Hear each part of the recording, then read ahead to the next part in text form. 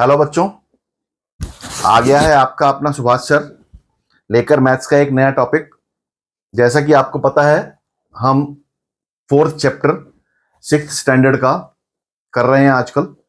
और उस fourth chapter में मैं आपको बेसिक चीजें, पॉइंट्स, लाइन सेगमेंट, रे, एंगल, ट्रायंगल, क्वाड्रिलेटरल, सर्कल, इनके बारे में आपको बता चुका हूं। इनका कंसेप्ट मैं आपको बता चुका हूं और इसके साथ साथ एक्सरसाइज 4.1 और 4.2 भी करवा चुका हूं।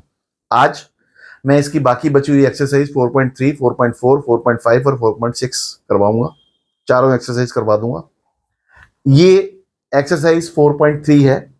4.3 एक्सरसाइज हम इससे पहले के शुरू करें, मेरी आपसे एक रिक्वेस्ट है कि जो भी इस चैनल पे नए हैं वो प्लीज इस चैनल को सब्सक्राइब कर लें और अगर वीडियो पसंद आती है तो शेयर और लाइक भी करें।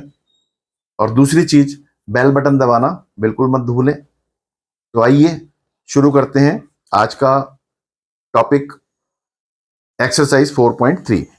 4.3 में पहला क्वेश्चन क्या है कि name the angles in the given figure. Angles in the given figure, ठीक है। जो ये फिगर है, ये क्वेश्चन नंबर 1 है, ये वाला। ये जो है ए बी सी डी एक फिगर गिवन है। वो कह रहा है कि इसमें जितने भी एंगल्स हैं उनको नेमिंग करो। तो ये एंगल क्या हुआ? एंगल का मैंने बताया था, जब भी एंगल लिखना हो या तो आप इसको एंगल ए लिख दो, angle A, angle B, angle C या एंगल डी, ठीक है। नहीं तो हम क्या करते हैं, जो अल्फाबेट, जो एंगल हम पढ़ रहे हैं उसको हमने सेंटर में रखना है। तरीका वैसे ये है, हम सिंगल अल्फाबेट्स नहीं लिखेंगे, ठीक है। तरीका, बेस्ट तरीका जो है वो हम जिस अल्फाबेट को पढ़ रहे हैं, जिस वर्टेक्स को पढ़ रहे हैं, उस वर्टेक्स को हम सेंटर में रखेंगे। तो ये एक एंगल हुआ इसका, एंगल बी ए बी। इसको दूसरे नाम से एंगल बी ए डी भी हम पढ़ सकते हैं, बीच में ही आएगा दोनों तरफ से। या दूसरा angle, angle A B C या एंगल सी बी ए, ठीक है। फिर एंगल बी सी डी या एंगल डी सी बी। इसी तरह से एंगल ए डी सी या angle C D A D C ये एंगल, डे बी सी ये एंगल, बी सी डी ये एंगल। इन एंगल्स को हम ए डी सी या सी डी ए किसी भी तरह से इसको पढ़ा जा सकता है। लेकिन एक चीज ध्यान रखना, हमेशा सीधी तरह से पढ़ो। अगर alphabets A B C D है तो इसको ऐसे पढ़ो, एंगल ए बी सी, ठीक है। मैंने तरीका बताया है आपको, दोनों तरीकों से इसको पढ़ा जा सकता है अगर इसको हम रीडिंग करें। क्वेश्चन नंबर 2 कहता है कि क्वेश्चन नंबर 2 आपका ये वाला है। This is question number 2। Question number 2 में ये वाली फिगर गिवन है। अब उस फिगर पर वो कुछ क्वेश्चंस पूछ रहा है। क्या है? In the given diagram name the points. कौन सा पॉइंट? पहले वाला क्या है? In the interior of angle D O E. Angle D O E ये वाला एंगल है।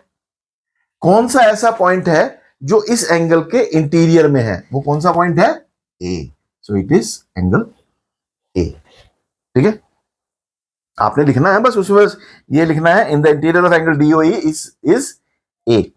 Then in the exterior of angle E O F. Angle E O F, ये ई ओ एफ है। ई ओ एफ के बाहर, exterior में, मतलब यहां से इसके इस पोर्शन में जो एंगल पॉइंट होगा वो तो इंटीरियर में होगा, इसके बाहर जो होगा पॉइंट सी होगा। तो ये जो पॉइंट है इस एंगल के, और ये भी इसके एक्सटीरियर में है, दोनों, ठीक है। सी एंड ए बोथ, आप एक कोई भी नाम ले सकते हैं इसमें से। On angle E O F, और एंगल ई ओ एफ के ऊपर। ऊपर का मतलब होता है, मैंने आपको बताया था, बॉर्डर, बाउंड्री पे। E O F, angle E O F के ऊपर, ये यहां से यहां तक, ठीक है। ये जो एंगल बी है, ये पॉइंट बी है, ये एंगल ई ओ एफ के ऊपर है, ठीक है।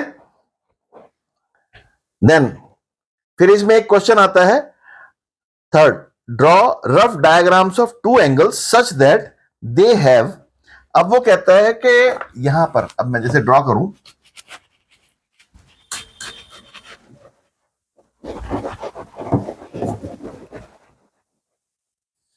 वो कह रहा है कि draw a rough diagram of two angles, दो एंगल्स बनाने हैं, वन पॉइंट इन कॉमन, जिसका एक ही पॉइंट कॉमन हो। ये एक पॉइंट लो ओ, इस पे दो एंगल्स बनाने हैं, एक एंगल ये बन गया और एक एंगल ये बन गया, और अगर मैं इसके बीच में एक रे और कर दूं तो ये एंगल और ये एंगल, इस पे पॉइंट जो है कॉमन आ जाएगा, ये ए, ये बी, ये सी। तो angle A O B and angle B O C, ये दोनों के दोनों जो है एक ही पॉइंट है कॉमन दोनों में, और उससे दो एंगल्स बन रहे हैं। और वो कहता है टू पॉइंट्स इन कॉमन, जिसमें दो पॉइंट्स कॉमन हो, दो एंगल्स बनाने हैं और दो पॉइंट्स कॉमन हो। तो एक एंगल अगर मैं ऐसे बनाऊं, इसको ऐसे बना दूं, और एक एंगल ऐसे बना दूं, तो एक एंगल ये बना और एक एंगल ये बना। इसमें क्या है कि पॉइंट कॉमन है, ओ, ये ए, ये बी, ये सी, ये D. Angle A O B and angle C O D, यहां पर एक ही कॉमन पॉइंट है और दो एंगल्स बन रहे हैं। तो ये दूसरा पॉइंट पार्ट हुआ इसका। तीसरा पार्ट, थ्री पॉइंट्स उसमें कॉमन हो। अब थ्री पॉइंट्स कॉमन हो तो जैसे ये दो एंगल्स बनाए हैं, इसमें मैं एंगल, वो कह रहा है दो एंगल्स बनाने हैं हमने और तीन पॉइंट्स कॉमन हो, तो ये जो है मैं एंगल सी लूं अगर, ठीक है, तो ए ओ बी और बी ओ सी, ये दो एंगल्स बन गए और इसमें तीन पॉइंट्स कॉमन आ रही है, ठीक है ना। देन फोर पॉइंट्स उसमें कॉमन है, जैसे इसमें मैं ये कहूं इसको सी नहीं डी करें, डी, ठीक है ना। ए ओ बी, बी ओ सी और डी ओ सी, एंगल्स तो दो ही हैं लेकिन उसमें पॉइंट्स कॉमन जो है वो हमारे तीन है, एक, दो और तीन, ठीक है। Then four points in common, इसी तरह से फोर पॉइंट्स इन कॉमन, ये मैं आपके लिए होमवर्क के लिए छोड़ रहा हूं, इसको आपने खुद करना है। उसके बाद वन रे इन कॉमन, एक दो एंगल्स बनाने हैं जिसमें कि एक रे बनाओ, एक रे बना दी। अब इस रे कॉमन ही होनी चाहिए और इस पे दो एंगल्स बनाने हैं, एक ये बन गया, एक ये बन गया, ये एंगल। तो ये मैं अगर इसको कहूं ए ओ बी और सी, तो ए ओ बी और बी ओ सी, ये बी और ए जो है दोनों में कॉमन है, ठीक है। फिर आता है एक्सरसाइज 4.4।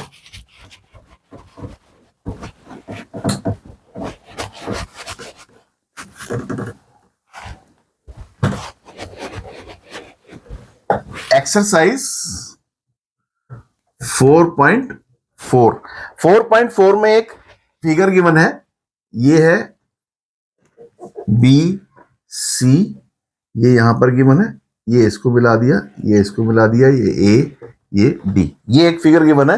वो कहता है draw a rough sketch of triangle ABC, एक ट्रायंगल एबीसी बना दिया हमने, ABC, and mark A point P on it's interior, एक एबीसी के इंटीरियर में एक पॉइंट पी मार्क करना है, वो हमने ये मार्क कर दिया, पी जो है इसके इंटीरियर में है।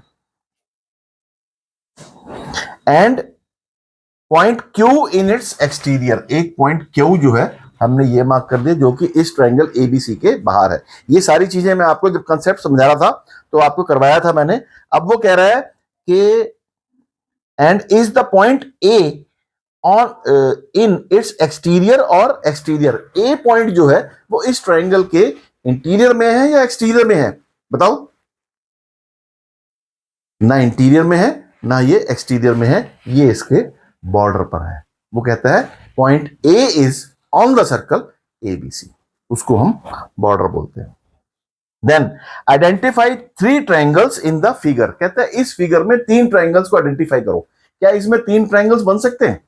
हाँ बिल्कुल बन सकते हैं। एक ट्रायंगल बन रहा है ट्रायंगल एबीसी, एक ट्रायंगल बन रहा है ट्रायंगल एबीडी, एक ट्रायंगल बन रहा है ट्रायंगल एडीसी, ठीक है। एक तो पूरा ट्रायंगल, एक ये ट्रायंगल और एक ये ट्रायंगल, दो ये हो गए और एक पूरा ट्रायंगल हो गया, ठीक है। Right the names of 7 angles. वो कहते हैं जो 7 एंगल्स के नाम बताओ यार, ये तो ट्राइंगल है, ट्राइंगल में 3 एंगल होते हैं, ठीक है, लेकिन इसमें 7 एंगल्स बन सकते हैं। 1 2 3, इनको नाम दे दो A B C, B A C and B C A. 3 angle, 2 angles हो गए। एक एंगल ये हुआ, एक एंगल ये हुआ, एक एंगल ये हुआ, एक एंगल ये हुआ। B A D, D A C, A D, B D A और सी डी ए, ये 7 एंगल्स बन गए। 1 2 3 पूरे वाला, 4 5 6 7, ये 7 एंगल्स हो गए। Right the names of 6 line segments. इसमें 6 लाइन सेगमेंट्स बताओ। 6 लाइन सेगमेंट्स, एक हो गया ए बी, एक हो गया बी सी, एक हो गया ए सी, एक हो गया बी डी, एक हो गया डी सी,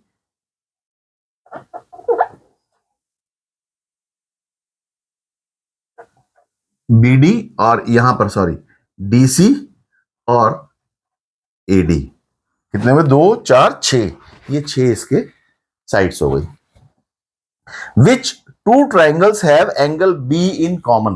कह रहा है कौन से 2 ट्राइंगल्स हैं जिनमें एंगल बी कॉमन है। ये देखो मैंने नाम लिखे हुए, बी किस किस में कॉमन आ रहा है? इसमें आ रहा है और इसमें कॉमन आ रहा है। तो ये triangle ABC and triangle ABD. Triangle ABC में भी बी आ रहा है और ट्राइंगल एबीडी में भी बी आ रहा है।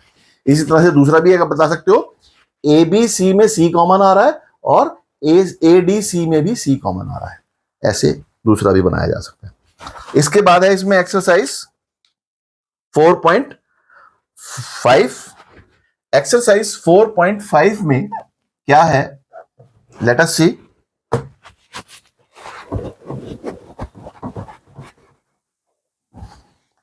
एक ये क्वाड्रिलेटरल गिवन है। क्या कह रहा है? Quadrilateral PQRS, draw a rough sketch of quadrilateral PQRS। PQRS एक हमने क्वाड्रिलेटरल बना लिया। कह रहा है ड्रॉ इट्स डायगोनल्स, इसके डायगोनल्स बनाओ। डायगोनल्स क्या होते हैं?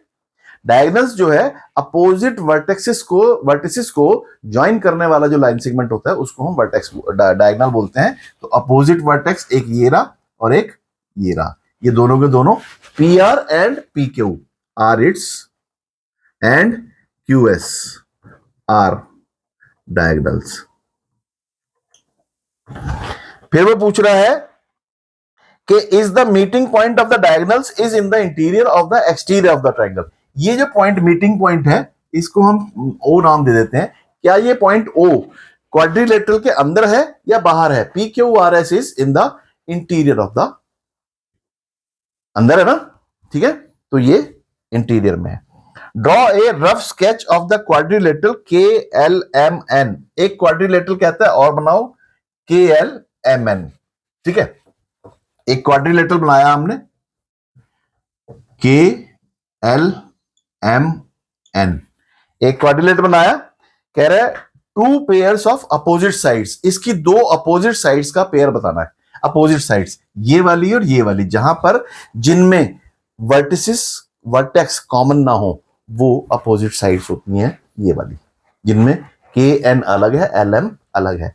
तो ये हुआ KN और LM, एक पेयर ये हो गया और एक हो गया KL और MN। तो ये 2 पेयर्स हो गए, एक पेयर ये हो गया और दूसरा पेयर ये हो गया, ठीक है। ये फिर उसमें 2 pairs of opposite angles, 2 pairs of opposite angles. Opposite मतलब एक एंगल ये रहा और एक एंगल ये रहा, एक एंगल ये रहा, एक एंगल ये रहा, ये अपोजिट एंगल्स। LKN और LMN ये अपोजिट एंगल्स है। इसी तरह से L और M को भी नाम आप नाम दे सकते हैं। 2 पेयर्स ऑफ एडजेसेंट साइड्स। एडजेसेंट्स क्या होता है? जिसमें कि एक वर्टेक्स कॉमन होता है। तो अगर मैं ये वर्टेक्स कॉमन ले लूं तो इसमें ये वाली साइड और ये वाली साइड, ये दोनों एडजेसेंट साइड्स हैं, KL and LM। KL and LM are its adjacent sides. 2 pairs of adjacent angles. अब एडजेसेंट एंगल्स क्या है? जिनमें की एक साइड कॉमन होती है। एक साइड कॉमन, मान लो ये वाली साइड कॉमन है, इस पे जो 2 एंगल्स बन रहे हैं वो दोनों के दोनों एडजेसेंट एंगल्स होते हैं। तो अब यहां पर हमने ये सारी चीजें कंसेप्ट में मैंने आपको समझाई हुई हैं, ये आपको एक्सरसाइज में बस एक रिवीजन हुआ है, ठीक है। इसके बाद लास्ट इसमें एक्सरसाइज है 4.6। 4.6 जो एक्सरसाइज है, let us do it. Exercise 4.6। देखो मैंने आपको पहले भी बताया था कि मैं एक्सरसाइजेस को जैसे बाकी यूट्यूब चैनल्स पर लोग एक एक क्वेश्चन जो है कुंजी की तरह से करवाते हैं, वैसे मैं नहीं करवाता। मैं हिंट देता हूं, क्वेश्चंस को मैं आपको पकी पकाई खीर बनाकर कभी नहीं दूंगा। मैं आपको बार बार कह रहा हूं, आपको प्रैक्टिस करोगे तो आपको ज्यादा समझ में आएगा। इसलिए मैं बच्चों को अपने ऊपर डिपेंडेंट नहीं बनाना चाहता कि बच्चे सोचेंगे सर अगला चैप्टर कराएंगे ना, तो जब उसमें फिफ्थ चैप्टर कराएंगे, फिफ्थ में से 5.2 मेरे से हो नहीं रही, 5.2 सर चल सर कराएंगे तो मैं कर लूंगा, कॉपी में सारा का सारा कर लूंगा और मैडम को दिखा दूंगा। नहीं, आपने सिर्फ होमवर्क क्लास वर्क के लिए ये काम नहीं करने हैं, आपको समझने के लिए मैथ्स करना है। मैं बार बार कहता हूं कि मैथ्स को आपने रटना नहीं है, मैथ्स को आपने समझना है।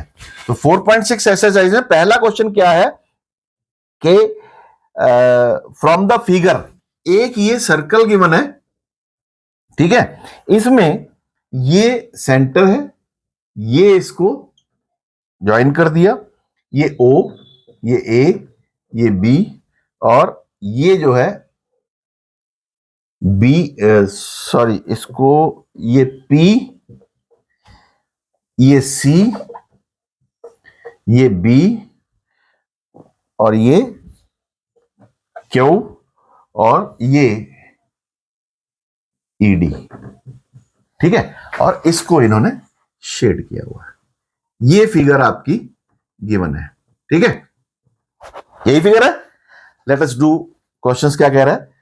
Find identify the centre of the circle. Centre of the circle क्या है? O। O is the centre of the circle, ठीक है। मैंने क्या बताया, जहां से कि जो बिल्कुल सेंटर ऑफ द सर्कल, यहां से O से क्या होता है, जितने भी पॉइंट्स ऑन द सर्कल होंगे उससे O का डिस्टेंस हमेशा बराबर होगा, और उसको हम क्या बोलते हैं? रेडियस। क्वेश्चन आएगा आगे, देखो आप। 3 रेडियाई आ गया ना, 3 रेडियाई, 3 रेडियस बताओ इसके, OC, OA और OB। मतलब हमेशा सेंटर से सर्कल के ऊपर जो पॉइंट्स हैं उनको ज्वाइन कर दें तो वो सारे के सारे रेडियस होते हैं। तो OC, OA, OB, O को D से ज्वाइन कर दें, O को E से ज्वाइन कर दें तो वो भी रेडियस होगा, O को P से ज्वाइन करें तो वो रेडियस नहीं होगा, क्योंकि P जो है वो सर्कल पर नहीं है, ठीक है। डायमीटर, डायमीटर क्या होता है? AD। मतलब सर्कल पर दो पॉइंट्स को मिलाने वाली जो लाइन होती है, लाइन सेगमेंट, उसको हम डायमीटर कहते हैं। लेकिन ये भी दो पॉइंट्स को ज्वाइन कर रही है, लेकिन वो लाइन सेंटर से होकर जानी जरूरी है। ऐसी लाइन जो दो पॉइंट्स को सर्कल पर ज्वाइन करे और सेंटर से होके जाए उसको डायमीटर बोलते हैं। तो वो ऐसी लाइन है AC। So that line is AC। फिर आगे पूछ रहा है वो 2 points in the interior. Interior में कोई दो पॉइंट्स बताओ कि जो कि सर्कल के इंटीरियर में है। तो एक तो पॉइंट P हो गया, ठीक है, और एक पॉइंट O हो गया। ये दोनों के दोनों सर्कल के इंटीरियर में है, ठीक है। और 2 points, A point in the exterior, circle के, ये सर्कल है, इसके बाहर, बाहर एक ही पॉइंट है, तो Q point is the in the exterior of the circle. And A sector, इसमें सेक्टर मैंने क्या बताया था कि अगर दो रेडियस के बीच में जो पोर्शन होता है, एक रेडियस OA, एक रेडियस OB, इन दोनों के बीच में जो ये पॉइंट शेडेड पोर्शन है, इसको हम सेक्टर बोलते हैं। हम खेलेंगे सेक्टर OAB, ठीक है। OAB is the sector. Segment, segment क्या होता है? एक दो सर्कल पर दो पॉइंट्स को जोड़ने वाला, जो उससे दो पार्ट्स में डिवाइड होता है सर्कल। इस पॉइंट्स को हमने ज्वाइन किया तो ये दो पार्ट्स में डिवाइड हुआ, एक ये वाला, एक ऊपर वाला शेडेड वाला। तो शेडेड वाला पोर्शन जो है वो सेगमेंट कहलाएगा। दो सेगमेंट्स होते हैं, एक माइनर सेगमेंट, एक मेजर सेगमेंट। तो इसको छोटा बोलेंगे, उसको बड़ा बोलेंगे। Minor segment and major segment, या खाली सेगमेंट बोलते हैं इसको। फिर is every diameter of a circle is also a कोड। कोड क्या होती है भाई? कोड क्या होती है? कोड is a line segment joining two points on the circle. ई सर्कल पर दो पॉइंट्स को जोड़ने वाली जो लाइन है उसको कोड बोलते हैं। ईडी कोड है, इसको मैं ज्वाइन कर दूं तो ये भी कोड है ए बी, और एसी भी दो पॉइंट्स को कोड करने वाली है, तो क्या कहता है वो कि या एसी भी कोड है? Yes, AC is also a code. Is every कोड of a circle is also A diameter? हाँ, अब वो कह रहा है कि क्या हर कोड डायमीटर है? ये कोड क्या डायमीटर है? ये कोड क्या डायमीटर है? नहीं, सिर्फ वो कोड डायमीटर होगी जो सेंटर से पास होकर जाएगी। सो एवरी कोड of a circle is not a diameter, this is not true. फिर draw a circle and mark its centre, वही एक सर्कल ड्रॉ करो, इसका सेंटर मार्क करो, रेडियस मार्क करो, डायमीटर डायब का sector segment, point in the interior, point in the exterior, और एक आर्क। आर्क एक नई चीज आई, ये जो सर्कल का ए और बी में जो ये पोर्शन है, ये वाला मतलब कर्व वाला पोर्शन, जो इसको हम आर्क बोलते हैं, और इसको ए बी आर्क ऐसे लिखा जाता है, ठीक है, इसको आर्क ए बी बोलते हैं। फिर से ट्रू और false, two diameters of a circle will necessarily intersect. क्या दो डायमीटर्स जरूरी है कि वो इंटरसेक्ट करेंगे? यस, क्योंकि वो ओ से पास होकर जाएंगे। Yes. The centre of a circle is always in its interior. क्या सेंटर ऑफ द सर्कल हमेशा सर्कल के इंटीरियर में होगा? यस, वो हमेशा सर्कल के इंटीरियर में होगा। ये हुई आपकी एक्सरसाइजेस। अब एक्सरसाइजेस मैं आपकी सारी करा चुका हूं, फोर्थ चैप्टर में आपका कंप्लीट करा चुका हूं। इसके बाद हम नेक्स्ट चैप्टर करेंगे। आज की क्लास हम यहीं खत्म करते हैं। नेक्स्ट क्लास मैं कर लूंगा और उसमें फिफ्थ चैप्टर हम स्टार्ट करेंगे। जाने से पहले मैं आपको फिर एक बारी रिक्वेस्ट करूंगा कि मेरे चैनल को सब्सक्राइब करना ना भूलें और बेल बटन दबाना ना भूलें। दूसरा कि इस मैथ्स ऐसा सब्जेक्ट है जिसको कि रटना नहीं है, इसीलिए रटो मत, पढ़ते रहो, आगे बढ़ते रहो और सवाल पूछते रहो। Thank you very much.